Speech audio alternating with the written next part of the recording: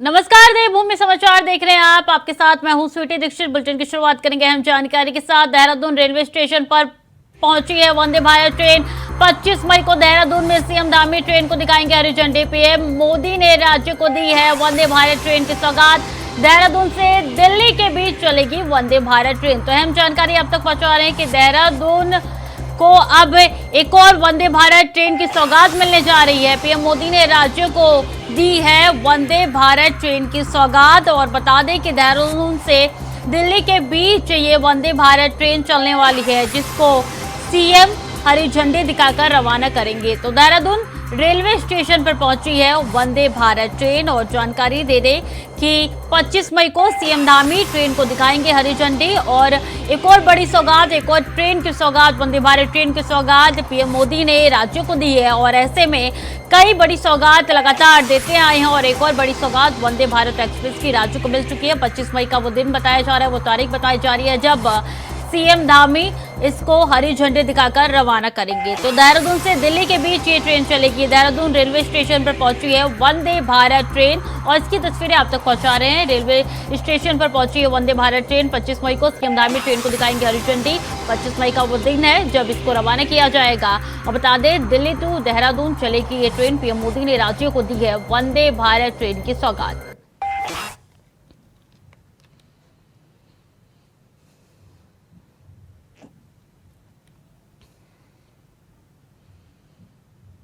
कांग्रेस प्रदेश अध्यक्ष करण माहरा के नेतृत्व में आज सर्वदलीय नेताओं ने गांधी पार्क में धरना दिया। उन्होंने कहा है कि सरकार हर मोर्चे पर विफल साबित हो रही है। लगातार सरकार के सामने मांग उठाई जा रही है कि अंकिता भंडारी हत्याकांड समेत महिला उत्पीड़न कानून व्यवस्था के सुधार जल्द से जल्द किए जाए, लेकिन सरकार मौन धारण किए हुए नजर आ रही है।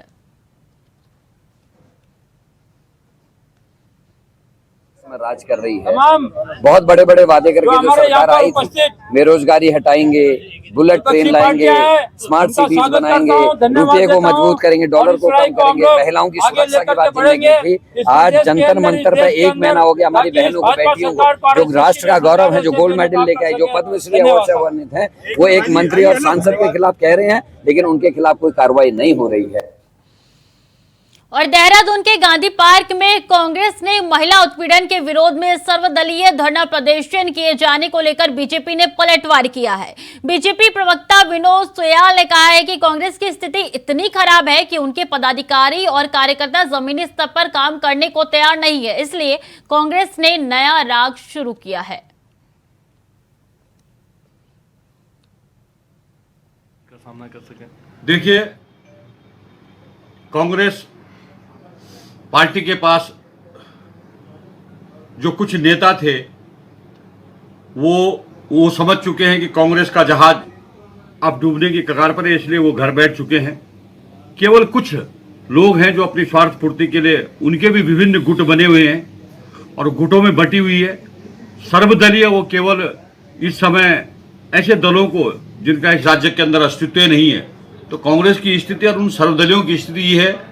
एक फिल्म में मैंने सुना था कि एक कहते हैं कि आधे इधर चले जाओ, आधे इधर चले जाओ, बाकी मेरे साथ आ जाओ। इस तरह की स्थिति में वो सर्वदलीय वाले हैं। तो जनता का ना उनके प्रति स्नेह है, ना जनता उनको गंभीरता से। और कांग्रेस के नेता तमाम व्यवस्थाओं को बेहतर बताते हुए पार्टी की एकजुटता का दावा करते हैं, लेकिन आए दिन पार्टी के नेता खुद ही अपने ही नेताओं के खिलाफ मोर्चा खोल देते हैं, जिससे दावों की पोल एकदम खुल जाती है। कांग्रेस प्रदेश अध्यक्ष ने पार्टी के बड़े नेताओं को एक बार फिर कटघरे में खड़ा किया है।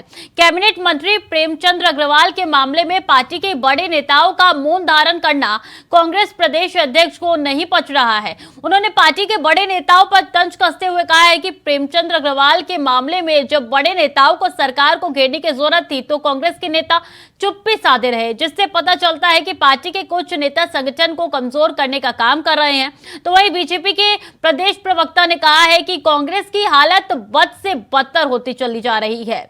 जहां नेता अलग अलग राह पर चल रहे हैं, वो संगठन को मजबूत करने के बजाय और भी कमजोर कर रहे हैं।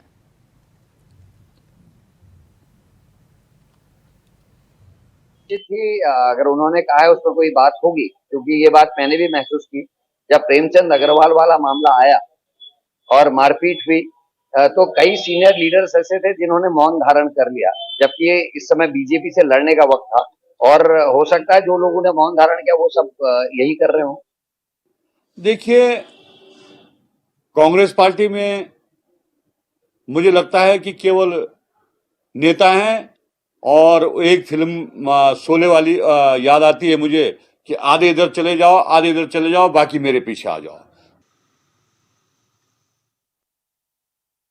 प्रेमचंद्र मामले पर बोले हैं प्रदेश अध्यक्ष। उनका कहना है कि जब मामले पर बोलना चाहिए तो कई ऐसे सीनियर लीडर हैं जिन्होंने आवाज नहीं उठाई और वो पार्टी को मजबूत करने का काम नहीं कर रहे बल्कि और कमजोर करने का काम कर रहे हैं। तो इससे पता चलता है कि कांग्रेस में अब अंतर कलर देखिए बढ़ती हुई नजर आ रही है। करण मारा ने साफ तौर पर कह दिया है कि जब मंत्री प्रेमचंद्र अग्रवाल वाला पूरा वाकया हुआ था तब कई ऐसे लीडर थे जिन्होंने आवाज नहीं उठाई और ना बीजेपी को घेरा। ऐसे में साफ तौर पे पता चलता है कि कुछ ऐसे लीडर्स हैं कांग्रेस के जो कि पार्टी को कमजोर करने का लगातार प्रयास कर रहे हैं और लेकिन ये होने नहीं दिया जाएगा। तो वही बीजेपी ने पलटवार किया है। बीजेपी ने कहा है कि कांग्रेस की हालत बद से बदतर होती चली जा रही है। कांग्रेस अपनी अंदरूनी कला में अब उलझ के रह गया है और कांग्रेस की हालत यही शुरू से होती आ रही है। तो देखिए अब वार पलटवार का दौर शुरू हो चुका है। मामला प्रेमचंद्र अग्रवाल के उस वीडियो का था जो कि वायरल हुआ था। इसके बाद से करण मेहरा ने सर्वदलीय बैठक बुलाई थी और इस बैठक में उन्होंने साफ तौर पे कहा था कि कांग्रेस के कई ऐसे सीनियर लीडर हैं जो कि अब पार्टी को कमजोर करने का काम कर रहे हैं और जिसकी वजह से पार्टी लगातार कमजोर हो रही है और सत्ता में बैठे पक्ष को अब पार्टी के कई लीडर घेर नहीं पा रहे हैं। तो मंत्री प्रेमचंद्र मामले पर बोले हैं प्रदेश अध्यक्ष करण महारा को सुन रहे थे आप कुछ देर पहले। उनका साफ तौर पे कहना था कि जब प्रेमचंद्र अग्रवाल का ये पूरा मामला हुआ था तब कई ऐसे लीडर थे कांग्रेस के जिन्होंने सत्ता पक्ष को नहीं घेरा था।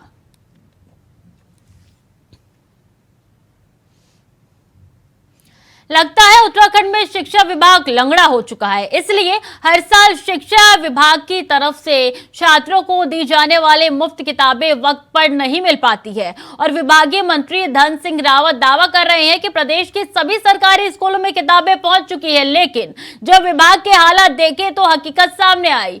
शैक्षणिक सत्र शुरू हुए 1.5 महीने से ज्यादा का वक्त हो गया है लेकिन अभी भी बच्चे बिना किताबों के ही पढ़ रहे हैं। हालांकि कुछ स्कूलों में 1-2 विषयों की किताबें जरूर भेजी गई है लेकिन ज्यादातर स्कूलों में जहां बच्चे या तो पुरानी किताब से पढ़ रहे हैं या फिर उनके पास किताबें ही नहीं है। स्कूलों में पहुंच रही हैं और हमने ये लक्ष्य रखा है कि जून की जो छुट्टियां होंगी उसमें हम बच्चों को घर घर तक वो किताबें पहुंचाएंगे। हमें बंटनी शुरू हो गई हैं, मुझे लग रहा है 15% से ज्यादा स्कूलों में पहुंच चुकी हैं और शेष जो बच्चे। कैबिनेट मंत्री प्रेमचंद्र अग्रवाल के बीच सड़क पर मारपीट मामले में कोई कार्रवाई ना होने पर कांग्रेसियों में गुस्सा है। आज विरोध स्वरूप पीड़ित परिवार और कांग्रेस कार्यकर्ताओं ने बीजेपी सरकार और संगठन की बुद्धि को शुद्ध करने के लिए बुद्धि शुद्धि यज्ञ किया। पानी के बाद लगातार हम लोग सरकार से संपर्क साधने की कोशिश कर रहे हैं। विभिन्न तरीके से हम लोग राजभवन पहुँचे, राजभवन गए थे, वहाँ पे इन लोगों ने मिलने से मना कर दिया, नहीं मिले। यहाँ पे सुरेंद्र सिंह नेगी जी की वाइफ यहाँ पे आई थी, उन लोगों को भी यहाँ पे नहीं मिलने दिया, वहाँ से भगा दिया गया। पुलिस की प्रताड़ना जारी है, सरकार की उपेक्षा जारी है। तो आज हम लोगों ने बुद्धि शुद्धि यज्ञ के माध्यम से ये उनके मनोकामना को या उनके मनोदशा को ठीक करने के लिए किया है ताकि वो अपने विचारों में शुद्धता लेकर के आए और ये देखें कि हाँ अन्याय हो रहा है और अगर अन्याय हो रहा है तो उसको न्याय की दशा कैसे बनाई जाएगी उस पर विचार करें। तो धामी जी जो इस बात को नहीं देख पा रहे हैं, अनसुना कर रहे हैं, उनके पास अगर कोई सिंगर आ जाता है, कोई बड़ा व्यक्तित्व आ जाता है तो उनके पास मिलने के लिए टाइम है, आम जनता के लिए उनके पास समय नहीं है। ठीक है, आम जनता देहरादून से लेकर के ऋषिकेश तक उनसे मिलने की गुहार लगाती रही लेकिन पुलिस के द्वारा उनको बंधक बना दिया। शहरी विकास मंत्री प्रेमचंद्र अग्रवाल ने स्मार्ट सिटी परियोजना के अंतर्गत मॉडर्न दून लाइब्रेरी में म्यूजियम, कंप्यूटर लैब और लाइब्रेरियन कक्ष, कम्युनिटी हॉल, बहुउद्देशीय हॉल आदि का निरीक्षण किया। इस दौरान ये अध्ययन कर रहे बच्चों से उन्होंने बात की, लाइब्रेरी को मिल रही सुविधाओं की जानकारी हासिल की।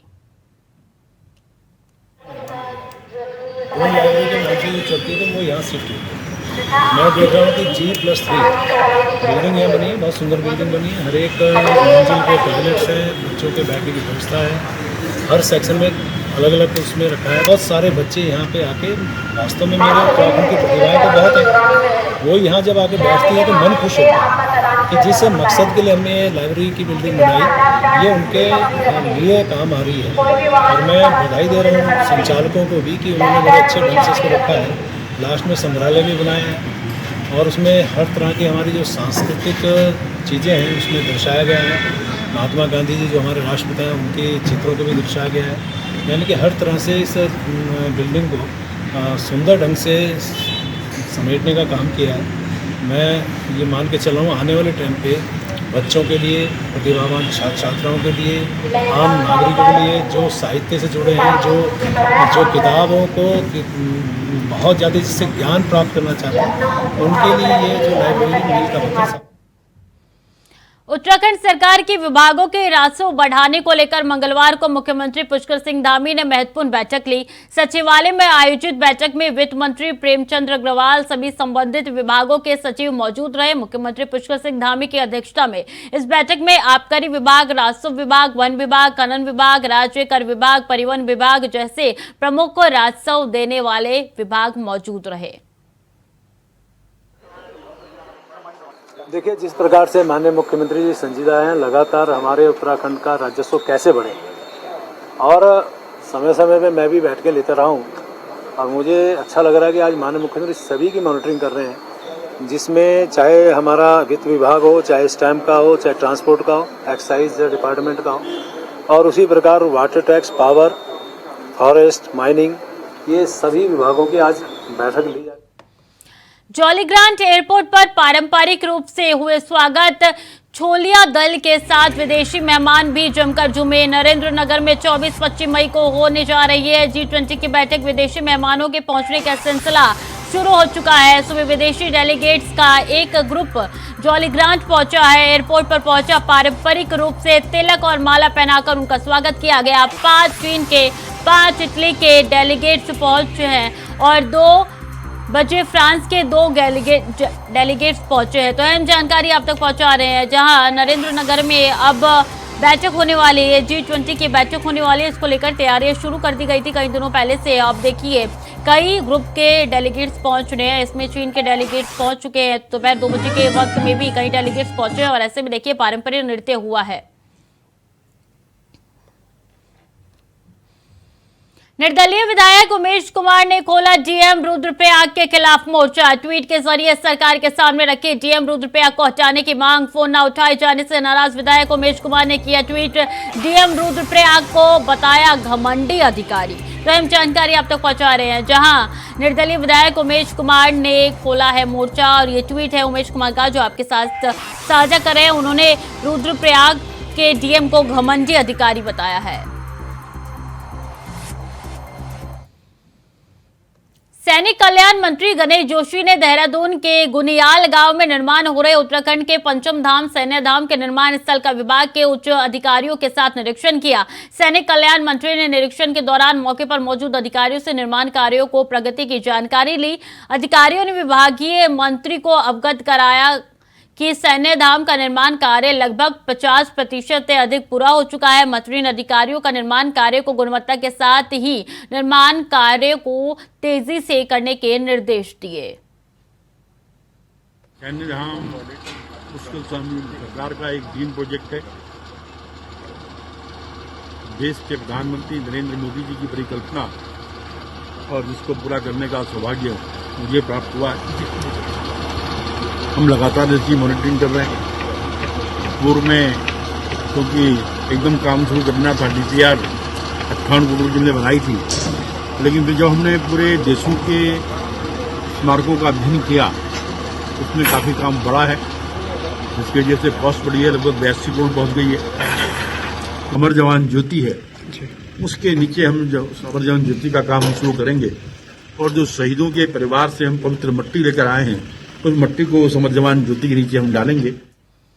देहरादून पुलिस की लगातार अतिक्रमण और अवैध मज़ारों पर कार्रवाई जारी है। बता दें कि देहरादून में कई ऐसे जगहों पर अतिक्रमण किया हुआ है जो कि सरकारी जमीन है। साथ ही वन विभाग की जमीन पर कई जगहों पर जंगलों में मज़ार भी बनाए गए हैं। अतिक्रमण को हटाने और अवैध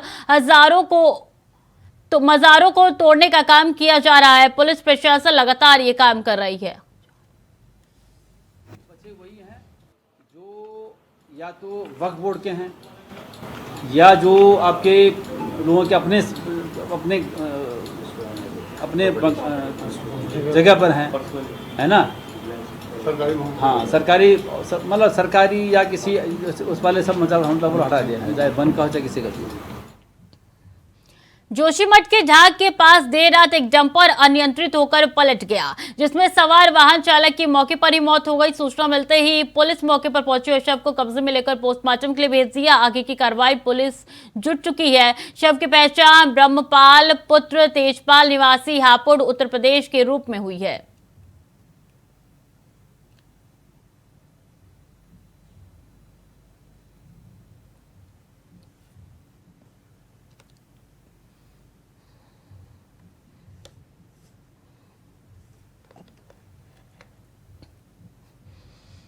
दसिया फूलन देवी को मारकर चर्चा में आए राष्ट्रवादी जनलोक पार्टी के अध्यक्ष शेर सिंह राणा हरिद्वार पहुंचे हैं। इस दौरान शेर सिंह राणा ने बीजेपी को खरी खोटी सुनाते हुए कांग्रेस को नसीहत देते हुए कहा कि अगर कांग्रेस स्ट्रेटजी बनाकर लोकसभा 2024 चुनाव लड़ेगी और क्षेत्रीय समाज की मांगों को पूरा करेगी तो राष्ट्रवादी जनलोक पार्टी कांग्रेस के साथ मिलकर चुनाव लड़ सकती है। वहीं बीजेपी पर हमला बोलते हुए शेर सिंह राणा ने कहा कि क्षत्रिय समाज को जिस तरीके से बीजेपी ने लाभ लेने के उपयोग किया है और अब उसे निचोड़ कर रख दिया है। क्षत्रिय समाज को भी उसका अधिकार मिलना चाहिए। क्षत्रिय समाज बहुत लंबे समय से भाजपा का कोर वोटर है, लेकिन भारतीय जनता पार्टी ने उसको नींबू की तरह निचोड़ लिया और बस अब उसको रस पीने के बाद जो है फेंक रही है। तो ये दुर्भाग्य है। आज के समय में राजपूत समाज की स्थिति ये है कि वो सिर्फ चटाई बिछाने का काम भारतीय जनता पार्टी में करता है और कुछ उसको मिल नहीं रहा है। लेकिन फिर भी अगर वो स्ट्रैटेजी बनाएंगे कांग्रेस और उनको लगेगा कि हम उनके कहीं काम आ सकते हैं और हमारी पार्टी को भी लगेगा कि हमारे जो मुद्दे हैं वो कांग्रेस जो है पूरा करने के लिए तैयार है, तो मिलके लड़ा जा सकता है। रुड़की के सिविल लाइंस में श्री खाटू श्याम आस्था मंडल लाल कुर्ती की तरफ से पत्रकार वार्ता का आयोजन किया गया। पत्रकारों को संबोधित करते हुए मंडल के संरक्षक सचिन गुप्ता ने बताया कि आने वाले 30 मई को रुड़की के नेहरू स्टेडियम में भव्य श्री खाटू श्याम भजन संध्या का आयोजन होने जा रहा है, जिसमें कोलकाता से भजन गायक राज पारेख और मोदीनगर से पूजा अरोड़ा पहुंचेगी। साथ ही साथ भजन संध्या में खाटू श्याम मंदिर हरिद्वार से साध्वी आनंद ज्योति परमहंस और टपकेश्वर मंदिर देहरादून से दिगंबर भरत गिरजी महाराज का पावन सानिध्य मिलेगा। ये मुद्दा जो है श्री खाटू श्याम आस्था मंडल लाल कुर्ती रुड़की कैंट के द्वारा रखा गया है। इसमें भजन उत्सव का प्रोग्राम है। 28 मई को शोभा यात्रा निकाली जाएगी जो दुर्गा चौक से प्रारंभ होकर के अनाज मंडी, सिविल लाइंस, मेन बाजार होती हुई लाल कुर्ती खाटू श्याम मंदिर में पहुंचेगी। जितने भी निशान यात्रा होंगे 500 के लगभग, वो सब मंदिर के शिखर पर चढ़ाए जाएंगे। उसके बाद फिर 30 तारीख को नेहरू स्टेडियम में हमारा खाटू श्याम भजन उत्सव का प्रोग्राम है जो 8 से लेकर के सुबह 3 बजे तक चलेगा, जिसमें भजन गायक अपने राज पारेख जी कलकत्ता से पधार रहे हैं और उनके जो है वो भजन उत्सव के में उनकी भागीदारी है। उसके बाद सुबह का नाम लेने में ही अपने आप में भव्यता आ जाती है और ये तो भगवान खाटू श्याम जी का भजनोत्सव होने जा रहा है। भगवान खाटू श्याम जी जो हैं कलयुग के देवता भी कहलाए जाते हैं और कलयुग में जो प्रसाद और वितरण का कार्यक्रम बाबा खाटू श्याम के द्वारा रखा जाता है उसका भगवान के आशीर्वाद के फलस्वरूप जो है हर निवासी को मिलना चाहिए। रुड़की शहर निवासियों से और आसपास के जितने इलाके लगे हुए हैं, चाहे वो हमारे देहात हैं, चाहे वो हमारे नगर हैं, हरिद्वार नगर तक के भी हम लोग बाग सबसे अपील ये करें कि वो इस खाटू श्याम जी के प्रोग्राम में आए, भजनोत्सव का जो है आनंद लें और भगवान खाटू श्याम का आशीर्वाद प्राप्त कर अपने घर में सुख संपत्ति धन धान्य। जिलाधिकारी धीराज सिंह गर्ब्याल ने कलेक्ट्रेट सभागार में आने वाली 4 जुलाई से शुरू होने वाले कांवड़ मेला 2023 के संबंध में एक बैठक आयोजित की। कांवड़ मेला 2023 की बैठक में वरिष्ठ पुलिस अधीक्षक अजय सिंह ने भी प्रतिभाग किया। सेवा करने का अवसर मिलता है और सबसे बड़ा चैलेंज हमारे पास आने वाला है चौराहा मेला है, तो उसी की समाज इसके लिए पहले हुई हो रही बस इसके लिए पहले हालांकि हमारे पूर्वाधिकारी ने ले ली थी, लेकिन उसको विस्तृत रूप देने के जो निर्णय उस समय लिए थे उसको कैसे शीघ्र इम्प्लीमेंट करना है उस संबंध में मैंने मीटिंग ले रहा हूँ। उसमें जितने डिपार्टमेंटों ने बजट की डिमांड की है उन लोगों को कह रहे हैं कि जो शासन को डिमांड हम लोगों ने भेजी है उस CFT के प्रत्याशा में टेंडर करने और काम करना शुरू करें। खबर लक्सर से है, जहां पथरी क्षेत्र के टांडा भागमल गांव के पास खनन सामग्री से भरी एक ट्रैक्टर ट्रॉली ने स्कूटी सवार को रौंद दिया है। हादसे में एक पिता और उनके दोनों बच्चों की मौत हो गई है। हादसा होते ही पेशे से शिक्षक कृष्णा पाल की मौके पर ही मौत हो गई है, जबकि उनके 2 छोटे बच्चे गंभीर रूप से घायल हो गए हैं। घायल बच्चों को उपचार के लिए हायर सेंटर रेफर किया गया है, जहां चिकित्सकों ने दोनों बच्चों को भी मृत घोषित कर दिया। तो ये खनन के ट्रैक्टर से हुई है और आपके सामने ही है जो भी कुछ भी है।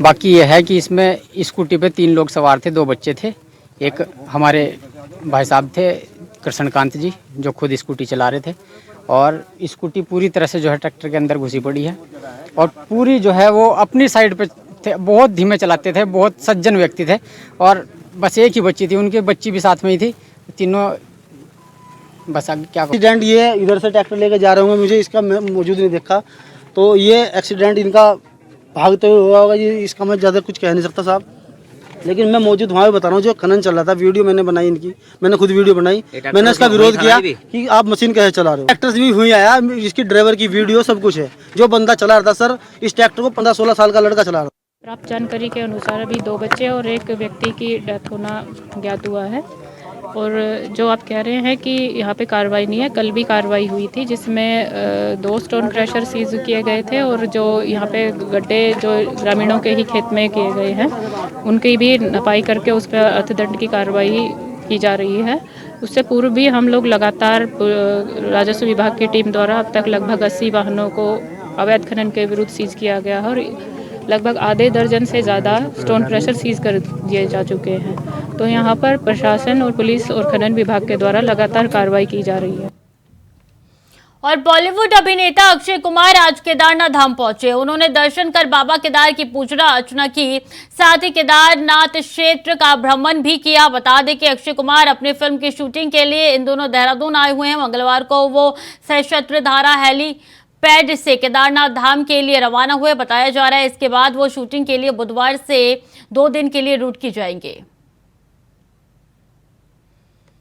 ये तस्वीरें उस वक्त की है जब फिल्म की शूटिंग के सिलसिले के बाद वो वहां पे पहुंचे हैं और केदारनाथ धाम के दर्शन किए हैं। ये तस्वीरें आप तक पहुंचा रहे हैं। बता दें कि आज ही उन्होंने दर्शन किए हैं और ये वीडियो भी निकल के सामने आई है और ये दर्शन गुप्त रखा गया था और इसके बाद ये तस्वीर निकल के सामने आई। बता दें कि देहरादून में शूटिंग चल रही है और इस दौरान वो इस बीच केदारनाथ धाम भी पहुंचे दर्शन करने के लिए। फिलहाल के लिए देवभूमि समाचार में इतना ही। खबरें लगातार जारी है, देखते रहिए इंडिया वॉइस।